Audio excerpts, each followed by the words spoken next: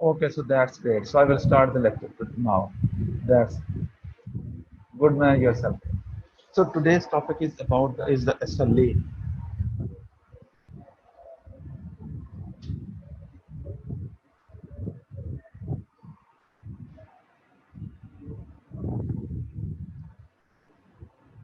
So what is that? What is systemic? It is called systemic lupus erythematosus.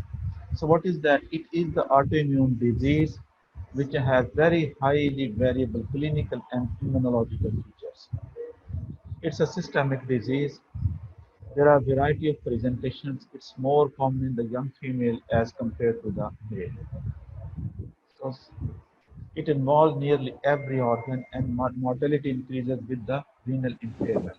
So it's not a homogeneous disease, it's very heterogeneous disease. So there are some risk factors for that. What are those? They are the genetic risk factors, there are environmental risk factors, immunoregulatory factors, hormonal and epigenetics. So genetics, we know that they are genetics. Every disease has a genetic risk factor. What are the environment?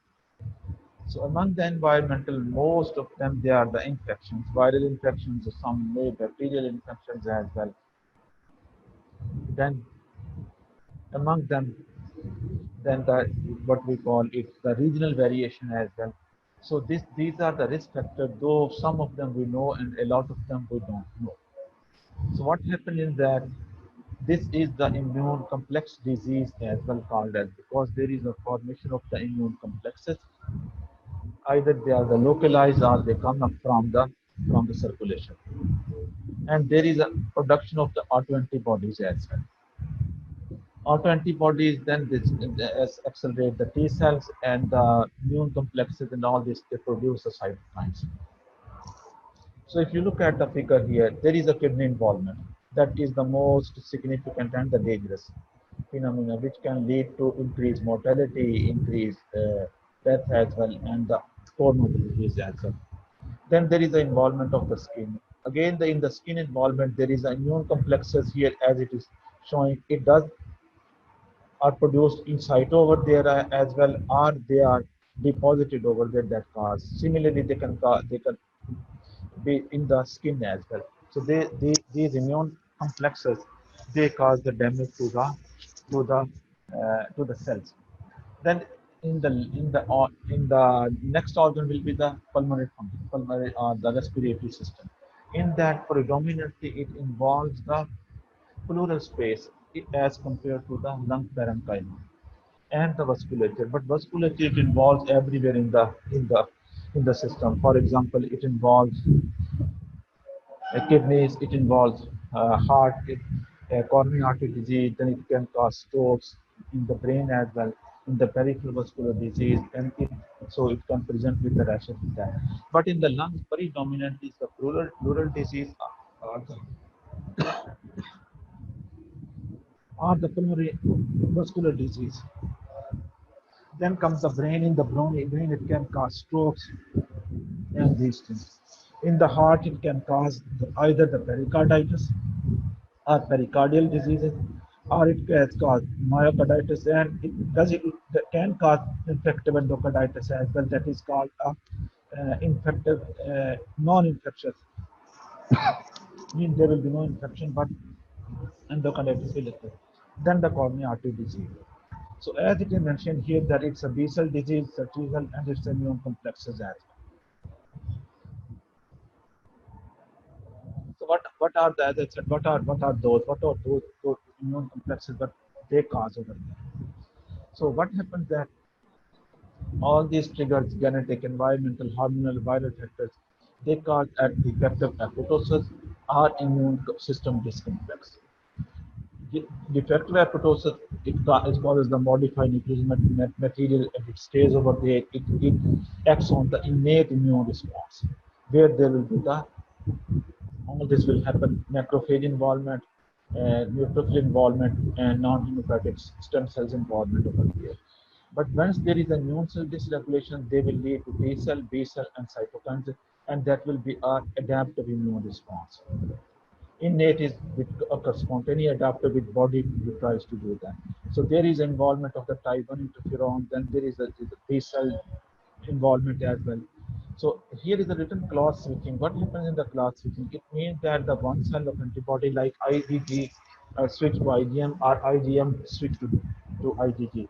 It also gives you some inflammation, some information regarding the what we call it flare up of the this SLD.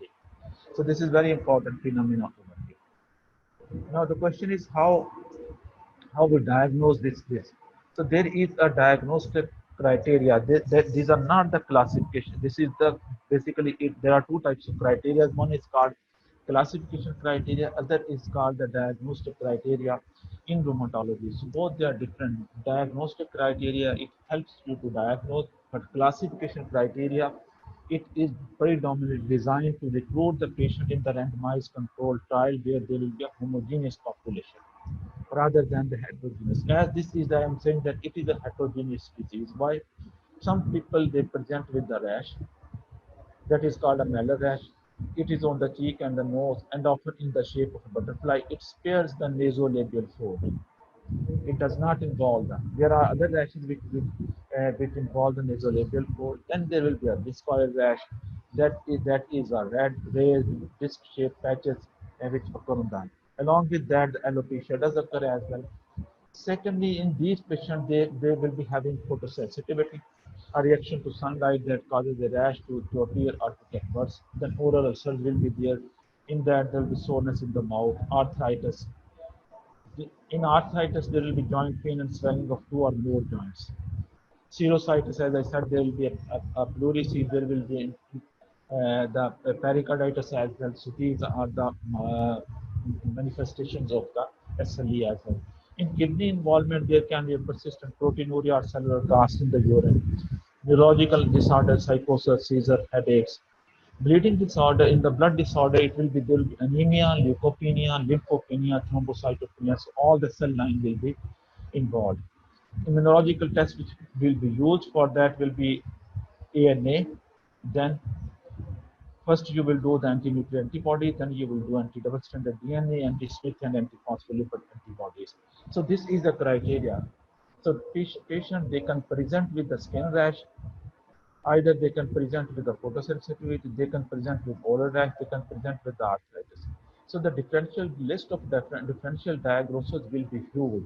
For example, if someone has arthritis where there will be joint pain and swelling of the two or more joints, so in the differential diagnosis on the top of the list will be who can present like SLE will be rheumatoid arthritis or psoriatic arthritis. In that there will be in psoriasis there will be rash that will be different from the malar rash or the discoid rash. But in rheumatoid arthritis, there will be other features of rheumatoid arthritis which may not be over here. Then, if someone gets a serositis or pleuritis or pericarditis, so in that the differential diagnosis list will be different. For example, in that will be most of the time infections. Most common in Pakistan is tuberculosis. So, and some of the medication of tuberculosis, they can cause, they are the risk factor for the development of the cell as well. In kidney disorder, if someone develops a kidney disease, so the list will be huge from perirenal, post-renal, and renal impairment. So all the causes will be included there.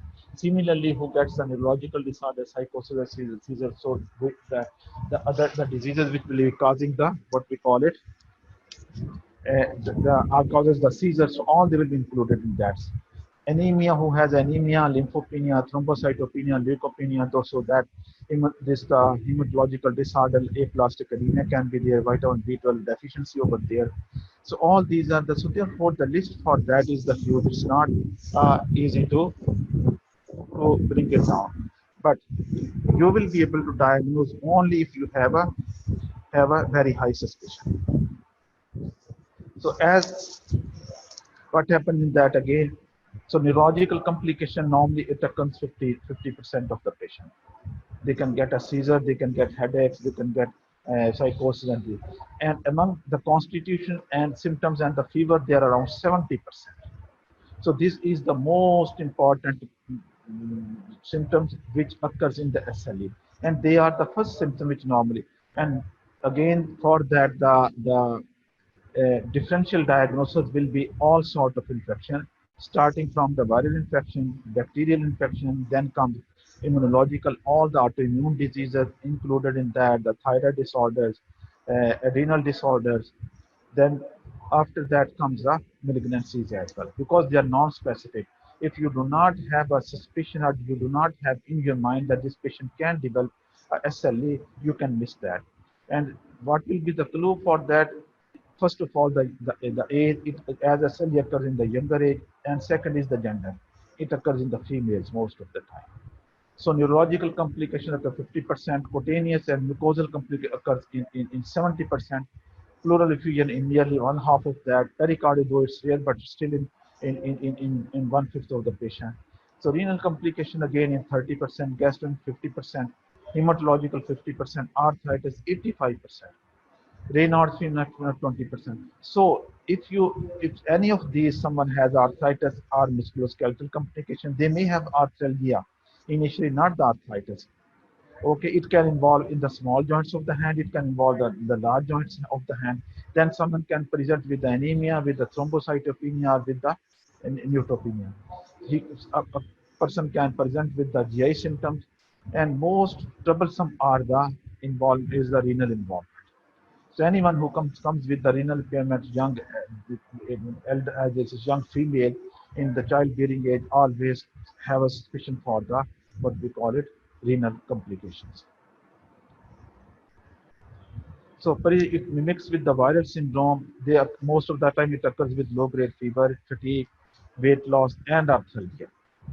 So in that the fever is most of the it sometimes present with the fever of unknown origin, and sometimes it because fever is more common because of the infections in Pakistan. So a lot of people they get the treatment for the antibacterial treatment and antiviral treatment before they are diagnosed for the SLE. So therefore, if anyone in the young age who comes with a little prolonged fever, always think of SLE. Then the rash will be rash. Miller rash can be confused with the rosacea. So rosacea, it is a very common disease as well, uh, uh, who has a lot of this overlapping feature with the SLE. So it's sometimes difficult to diagnose. I have seen few patients where they have been diagnosed as having SLE, but they were not fulfilling the criteria which I mentioned early on. Like they were not having anemias, they were not having any thrombocytopenia, neutropenia, because CBC every patient going to get that. Okay, they do not get any, they do not get the fever, but they do not get pleural involvement, so they do not fulfill the criteria for that. And people they do the ANA, and most of the time ANA is positive in these conditions as well. I will come back to that later on. So there will be a discoid rash. So if someone has a rosacea, so always think about that SLE could be the cause for that. Our SLE patient maybe have rosacea, but he is diagnosed as SLE. That is a false diagnosis. Then photosensitivity, and about the photosensitivity, it's a history which will dig out the problem that whether this patient has photosensitivity rash or not, because patient may find it very difficulty to explain that. So you will have to ask for that in detail. So therefore, here in this situation, it's the history which will give you that clue. Respiratory symptoms, the patient can present with shortness of breath as well, with the cough as well, and the pleuritic like chest pain. Hematological, again, the patient they can present with the low-grade fever, with the fatigue, weight loss, arthralgia, all these things, because these are all the features of anemia of chronic disease as well. In severe system, particularly palpitation can occur, then pericarditis like chest pain can occur. Then comes with the in CNS, patient can present with the headaches, symptoms and signs of the meningitis. They can have that will be a non-infectious meningitis, then the psychosis and all this. Here is a picture of the Meller rash, that it is a butterfly rash. So what could be the other possibility who can develop this special Meller rash? Its most common one is the mitral stenosis, which can also present with the Meller rash. So if someone has a Meller rash in that age, you need to find out whether he has a rheumatic fever before, or mitral valve disease now, or he has a SLE. So this is a this comes in the list of the differential diagnosis. So what are the signs? Most of the time, these patients they present with the fever, with the tachycardia, with the lymphadenopathy, hepatosplenomegaly, then signs of anemia. Anemia can be hemolytic or chronic anemia, or mixed picture. It can present with the mixed picture as well. Then there can be a signs of pleural effusion or pleuritis, signs of pericardial effusion or pericarditis. Then will be the signs of renal impairment. So renal impairment, as the list is huge, so these patients can present simply with what we call it bilateral leg edema, with the constitutional symptoms as well, and with the what we call it complication of the kidneys. At most of the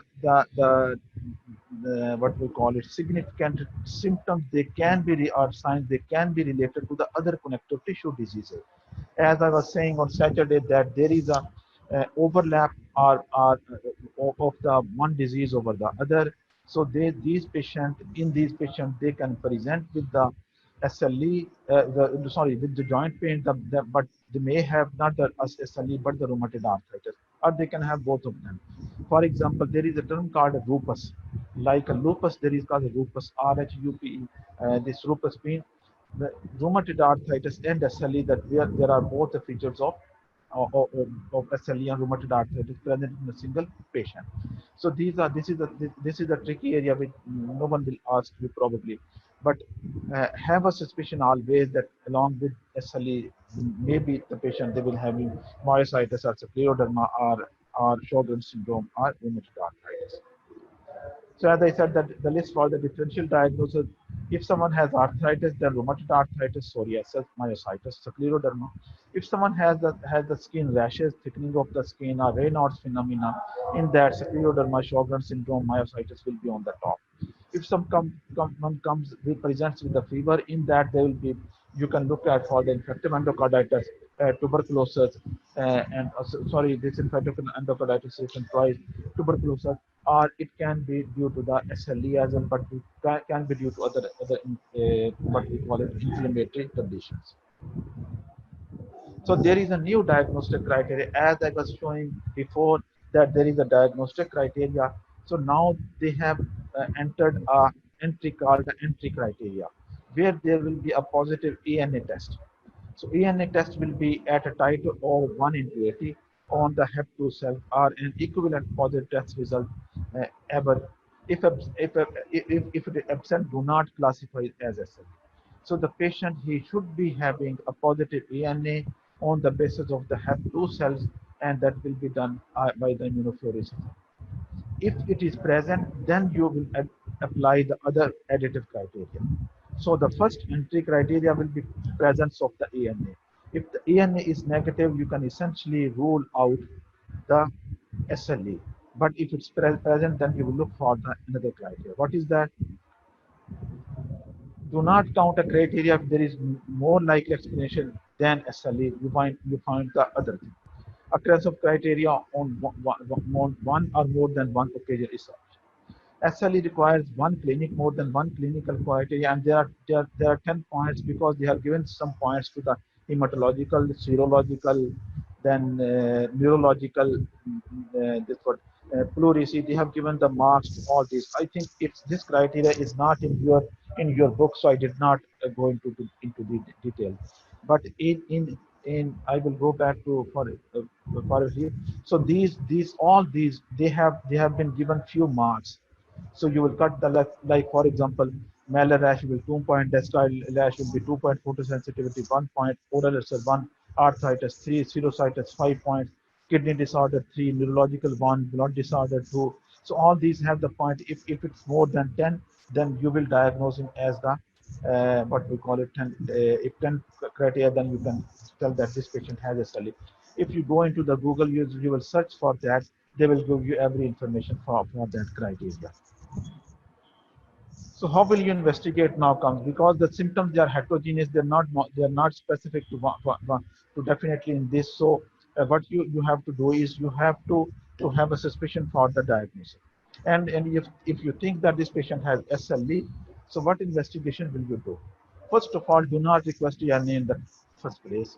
Do the CBC because it's a cheaper test and it will give you some information. What will information you will get? Look for the hemoglobin. If that patient has anemia, look for the MCV, then whether it's iron deficiency anemia or megaloblastic anemia. If anemia is present, then see the other white cell count and the platelet. If all three they are low, it means that patient fits into that. Okay, he fulfills the hematological criteria. Then you can take the history joint from the joint headaches and all this. Mean without the investigation, you can fit the patient into criteria, and with the basic investigation or normal investigation, still you can diagnose the patient with that. But if you have a high suspicion for that, then you will going to request the ANA or the other panel. So initial investigation CBC, then urine dipstick. That will help you whether the help you or tell you about the kidney involvement. If someone has a kidney involvement, someone has a proteinuria, like it's 100 milligram or 200 milligram or 300 milligram, that will give you a huge information. Then you do the renal profile. X-ray test can tell you about that, whether he has a pleural effusion or not. Echocardiogram will tell you about the pericardial effusion, liver function test, thyroid function test, and immunology panel. In that, ANA and extractable nuclear antigens. Okay, so anti-ENA is called uh, that the nuclear antigen against that the antibodies are produced, so you are going to check those. Then you will check the complement level. As I said in the early on, that it is the immune complex disease. So where the term comes immune complex, you know that there is involvement of the complement system as well, C3 and C4 and C5. So you will, if someone is diagnosed with SLE, then you have to do the complement level from the baseline. Then comes the double standard DNA, antiphospholipid antibodies, and the renal biopsy. So these are the, so if a question comes in the as MCQ, do not write on all these things. That particularly a renal biopsy. Renal biopsy, he may not be presenting with the renal impairment. His kidney function will be okay, and urine dipstick. In that, you don't need the renal biopsy. So there is a criteria for which you will do the renal biopsy, and how will you assess that. So these are the list of investigation which you know, but there is no need to write down every investigation. So what is the now a little bit about that, because this is the most tricky area in the SLE patient, that is the renal involvement. So there is a histopathological classification of lupus nephritis. It has 6 stages: class 1, 2, 3, 4, 5, 6, and in that, in class 1 minimal mesangial involvement, class 2 mesangial proliferative has involvement, then focal proliferative, diffuse proliferative, membranous, and advanced sclerosis. In that, there will be 90% or more than 90% globally circulated glomerular. So depending upon the disease and their involvement in the glomerular. So these are the class, in which class, because the treatment will be depending upon the class as well. So which class the patient has. Now, so what are the indication I was saying for the kidney biopsy in patient with SLE? It will be the increasing serum creatinine level without compelling alternate cause, that you do not have any other cause or you do not have any other explanation for the renal impairment, then you will, and the serum creatinine is increasing, he has a few symptoms of the SLE, then you will do the biopsy. Then if someone has a confirmed proteinuria more than 1 gram per 24 hours or 24 hour or the 24-hour urine specimen, or patient has a spot protein creatinine ratio. This is the most important test which normally is used to confirm the proteinuria, because it gives you a more accurate reading as compared to 24-hour urine specimen, because there is a problem with the collection of that 24-hour urine. So therefore this test came of spot protein creatinine ratio, you will going to find that. If the combination of following, then you will go for the biopsy. The protein is more than 0.5 gram per 24 hour, not 1 gram. And there is a hematuria, more than 5 erythrocytes per high field, or there is a proteinuria more than 5 gram in 24 hours plus cellular cause. So there are different criteria for the kidney biopsy. If in your question comes up that The patient has a proteinuria of 0.5 gram plus hematuria. You can write down that we will do the kidney biopsy for this patient. If this criteria is not fulfilled, then do not write for the histopathological diagnosis. So here come I will talk about the ANA first little bit about that. That they said that the titer should be 1 into 80. Okay. So what happens? Here is the 1 into 50, 1 into 80. Why did they have choose 1 into 80 instead of 1 into 40? What happens that if they put a criteria of 1 into 40, a lot of patient normal population will be having up to one where 30%, up to 30% of the people they will be having normally the ANA. So then we will have to rule out all those patients who has a false positive called false positive DNA. In that we have to investigate them, because if a test is sensitive, test is negative, that's okay. But if it's positive, then we have to investigate all those patients who comes up positive on the sensitive test. So this is the little bit difficult area where you need a separate lecture for them. So if a test is sensitive, highly sensitive, and the test is positive, so you have to investigate all those. But if someone doesn't have that the negative certificate, you can rule out. So for example, we are suspecting that whether this patient has SLE or not. So what we do, we'll do the ANA. If someone has the ANA less than 140, we will exclude. But if someone has a more than 140, it means we have to investigate. So if it means if we put the cutoff value of 180, there will be at least 30% of patients who will we have to diagnose further or investigate, sorry, further. So there will be a huge burden on that. But if we write down the what we call it 1 into 60, then it will be less than 5%. So, but in that, what happened? We are going to miss a lot of people with the SLE as well. So, therefore, we went through 1 into 80. That 10% or less of the patient, they will be having the positive ANA. So, therefore, but the number will be reduced. But if we look at 1 into 60 and 1, there will be 5% more. So therefore, we put the cutoff value of 1 into 80 so that we will be having very few false positive. As the titer goes up, the people who normally have ANA, they goes down significantly. See, at 1 into 320, a lot of patients they will be having SLE, confirmed SLE, but very few will be having false positive. So therefore, the cutoff value comes over here. This is a slide which I put it since in 2014 when I came here. I joined the medical college and I gave this to that class. It came up, I think, little bit late. So during their exam time, I give them this slide. So here is what is saying that ANA test on the immunofluorescence does not give you any information. So if you are suspecting SLE, do ANA, do anti-double stranded DNA, and then do anti-Smith antibodies. Okay, so it is for every disease: systemic sclerosis, ANA, and then which test? Topoisomerase antibody. If someone has a mixed connective tissue disease, do the ANA, then anti-RNP antibodies. If someone has a myositis, then what you do the anti-Jo antibody. So remember this figure. It is about for every common disease: SLE, systemic sclerosis, Sjogren's syndrome, mixed connective tissue disease, neonatal lupus congenital. So that will help you to write down which antibodies you need to write to confirm the diagnosis. So I will just mention over here that this system, RNP and the anti-Smith antibody, it is a full system and which is involved. If someone has anti-Smith antibodies, he has predominantly what we call it SLE. But if someone has a predominantly RNP, he will be having a mixed connective tissue disease. So this is a tricky area. But those patients, they will be having a negative double stranded DNA. So how do you measure the anti-DNA antibodies? Why I wrote it that it's written in your book. If you go into the detail, there are three methods to quantify the anti-DNA. One is called the FOR assay. Okay, if it occurs in the 40 to 100% of patients has elevated titer of antibodies. Titer correlates with the disease activity, especially with the active proliferative nephritis.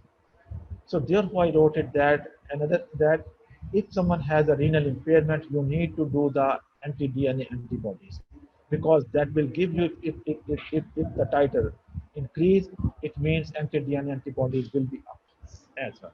So the second this one is the criteria assay. It is an indirect immunofluorescence. Antibodies correlate less well with the active nephritis. So it means similarly solid phase at approximately 70%. IgG antibody correlates moderately well with active nephritis.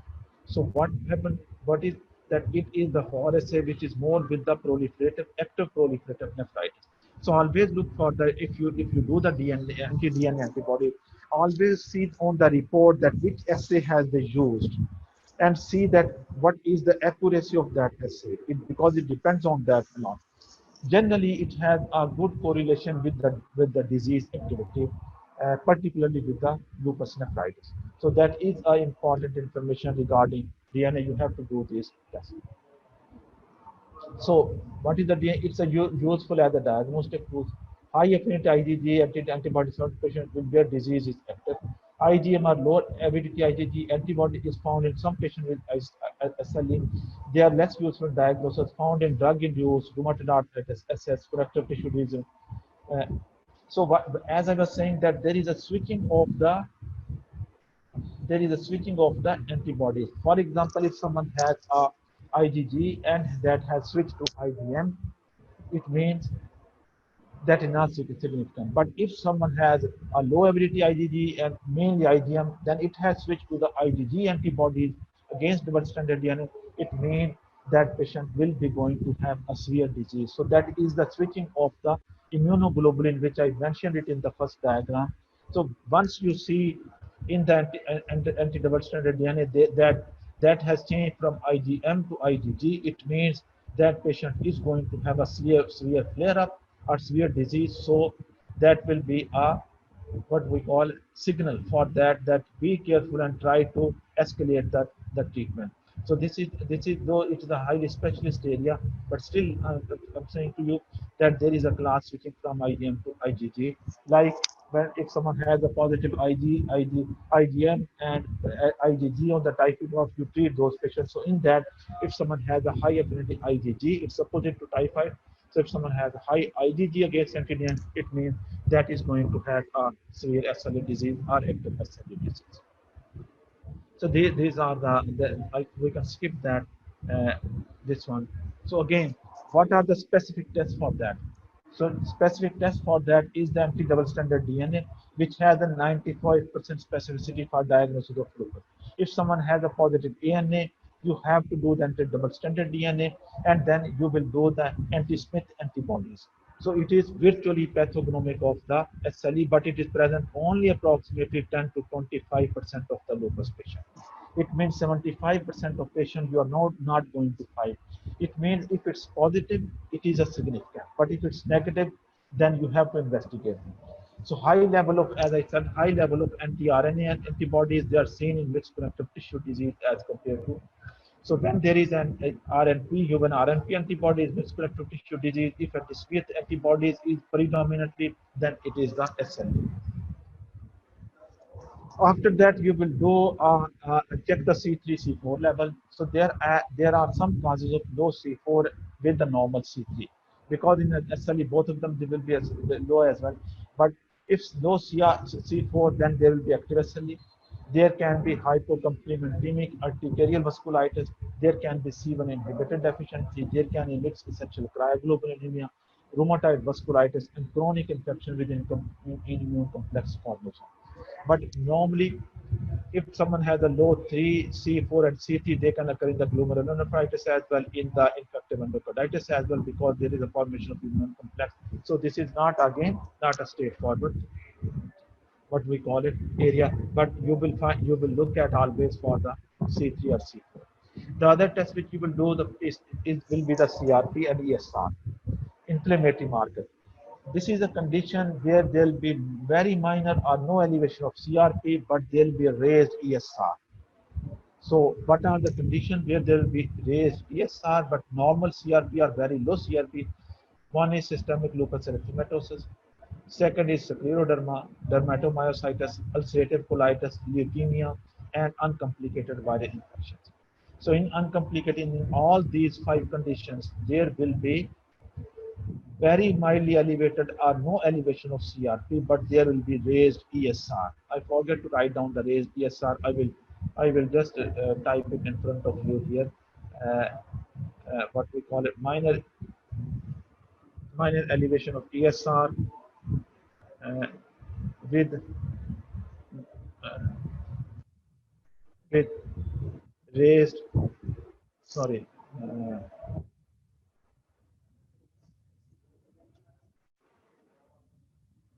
ESR. So, so, so ESR will be raised, but the CRP will be.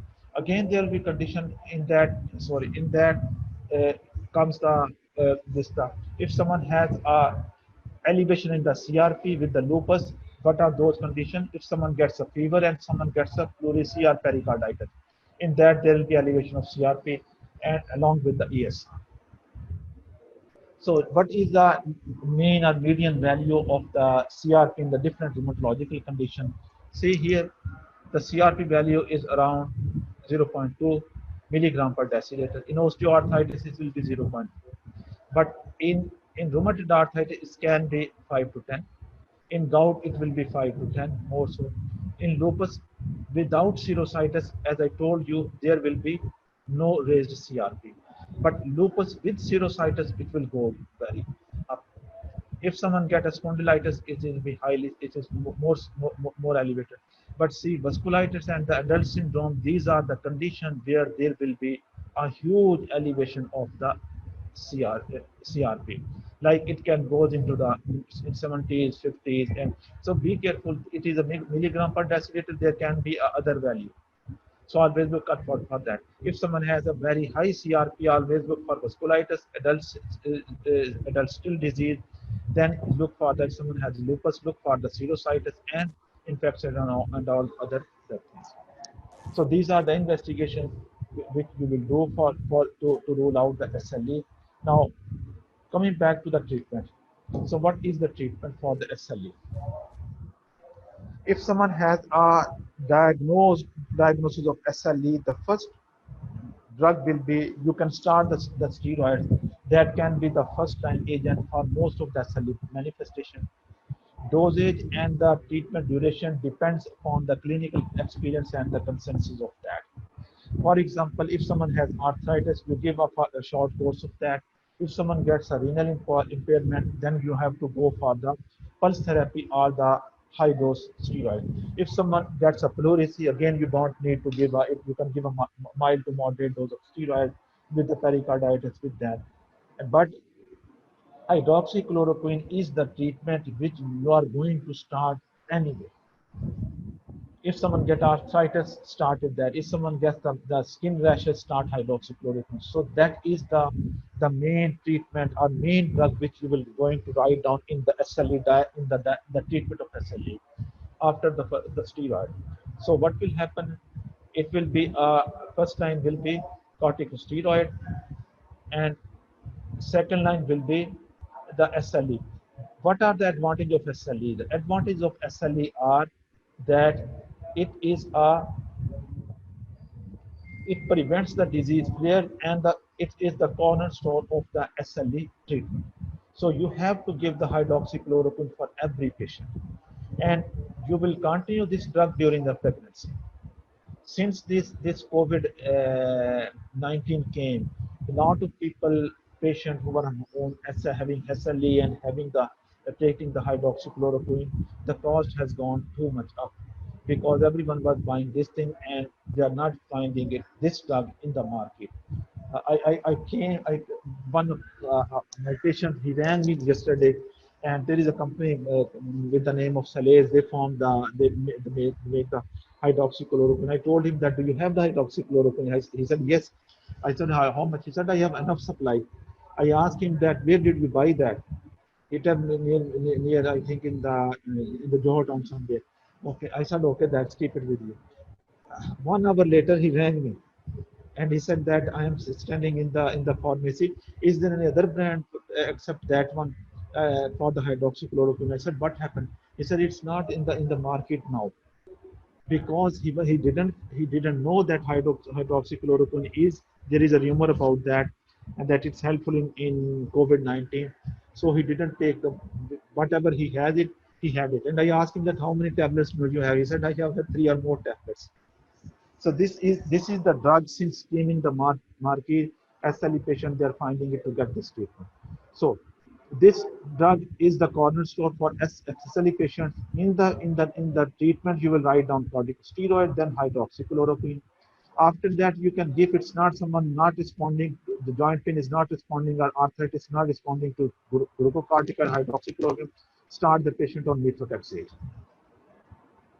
So now this is for the lupus nephritis. What are those drugs? Cyclophosphamide, mycophenolate mofetil, and tacrolimus. So these are the drugs which are used for the lupus nephritis, and there are different regimes along with the pulse therapy. There are regimes that cyclophosphamide will you give it orally or IV. So what is the cumulative dose of that mean total dose if you give IV and you give orally? So does it have the same effect or a different effect? So there is a lot of areas in these three medications which we need to consider. Because once you give a pulse therapy, then after that, which oral drug can you give? Every drug has a side effect. So mycophenolate mofetil is pretty safe. It is also used in the what we call it for the skin as well, for the rashes as well. So these are the drugs which are used for vasculitis as well.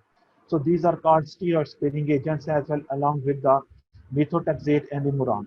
There is also a lot of studies which they think that if someone gets the SLE and his nephritis has been treated, so which drug should we give? So it depends upon this. Imuran or azathioprine, it is used for the predominantly to the hematological condition like hemolytic anemia and these things. In that azathioprine is a good drug. Then the biological agent is the belimumab and the rituximab therapy. This is the basal therapy. It acts on the B lymphocytes, and the rituximab acts on the what we call it in the CD90 cells. They kill that, and the risk factor with that, another risk factor with the basal therapy is that the patient, those people are patients, they are more prone to get a what we call it atypical infections once the B cells are destroyed, because these are the cells which helps biological against the diseases. So by producing the immunoglobulin. So be careful if you do the risk assessment for these patients regarding the infections that will help prevent the or which can complicate the patient if they are not having this. So this is the presentation. If you have any questions, just let me know, please.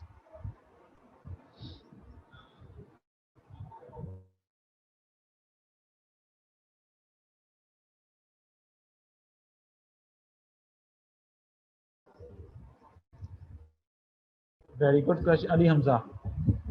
I have a question, sir. Who is your favorite heroine, sir? My internet question is its connection is unstable. Okay. Okay. Who is your favorite cartoon? Very good. Yeah, you can ask this question. It's very easy now to ask these questions. But the problem is that when you come up alone, these are the questions you can ask it in the class, and then I can give you a straightforward answer over there, sitting in front of all the people. Okay. But at this stage, in this situation, you need to more concentrate on your studies. So it's not important which heroine, everyone has a favorite, but unfortunately, I don't watch the cartoons, and I am not interested in the movies. So sorry, sir. Alimza. Okay, no, I will ask you in front of the whole class. We will have a discussion. I will remember it. No problem. Don't worry. Just a threat kidding with you. So anyone else? Anyone have any question?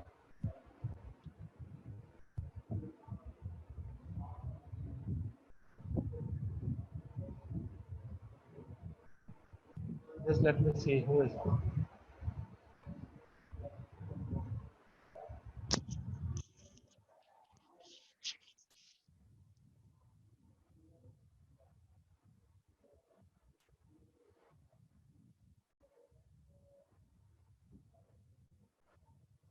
So who is your favorite heroine, and which is your favorite cartoon for you?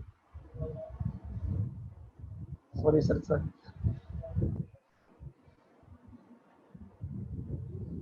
Ali Hamza, this is the last response on my screen.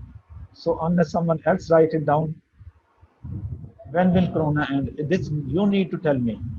You are at home, you are reading all the information, so you need to tell me that when the Corona will end. There is a report from just this morning from Shasam. He showed me that from the Royal College of Physicians somewhere that there will be at least 1.5 million deaths in Pakistan. Sir, कितनी deaths कहा था आपने? जी? 2.1 million. So there will be a 2.1 million deaths with the corona in Pakistan around August. So you're asking me when will corona end? So this is the prediction from them. Oh my God, no, you haven't has the idea. So how much the stress is on the people who are working as a doctor in the, you're sitting at home. You people are not working here. Ask the people who has graduated what their parents are saying. So you have no idea about corona. So you look for the favorite movies, you look for the favorite cartoons. But as I said to you, when you will come on the ground, then we will ask you, Ali Hamza, that will you be going into the corona ward to see a patient or not?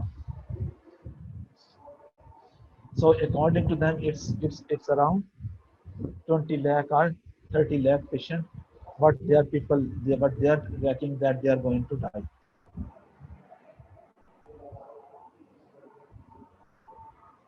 So anyone else want to ask any question? Being a professional, you should be having more questions.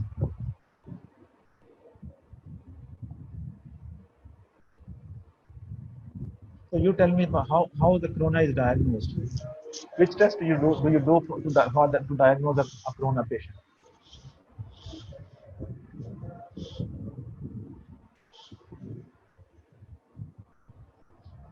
PCR, RT-PCR, very good. So how much is the false just X-ray? How much is Hassan Sheikh? So how much is the false positive rate for the PCR? How much is the false positive rate and how much is the false negative rate?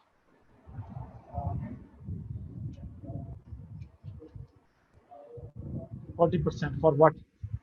False positive or false negative?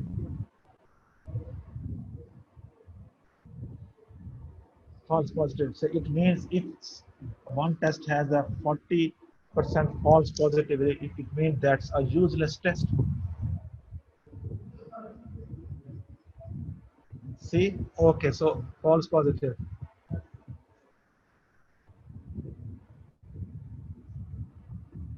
So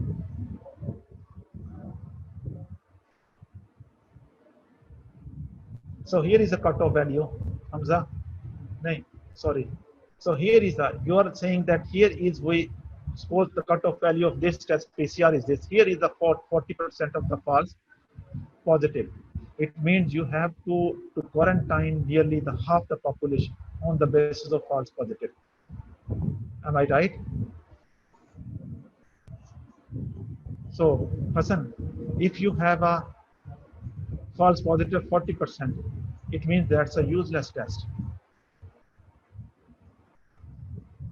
So, will you do that test?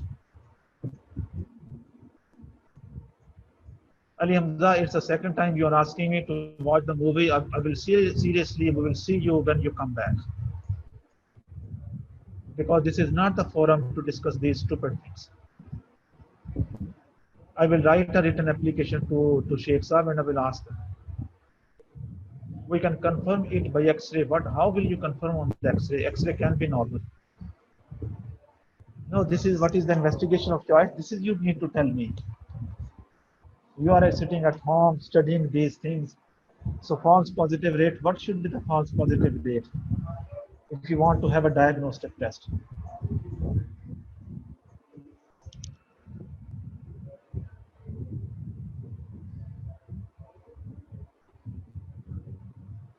Okay. So what should be?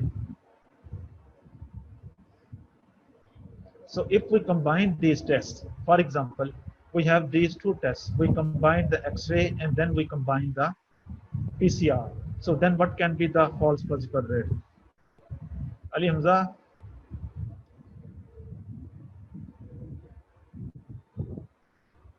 what Ali Hamza for this Ali Hamza, I will be writing it. I will give it to the medical education department to ask them to take a what we call it action against you.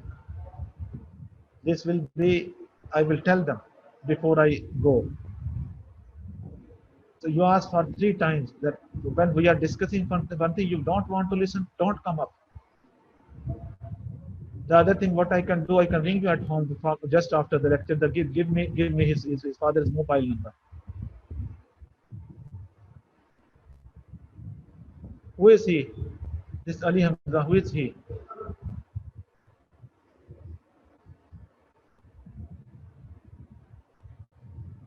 It is coming up Ali from Ali Hamza to everyone.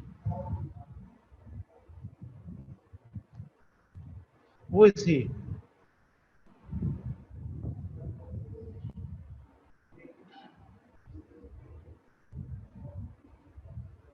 Okay, so it's a fake account. Then what we do, we will delete him. What we do, Ali Hamza. Let me see.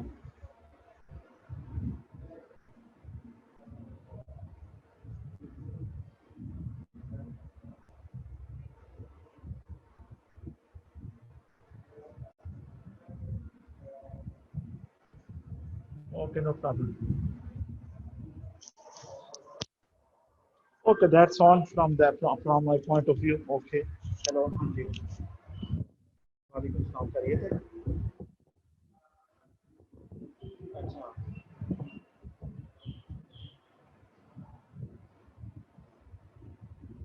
Available नहीं है कोई भी available नहीं है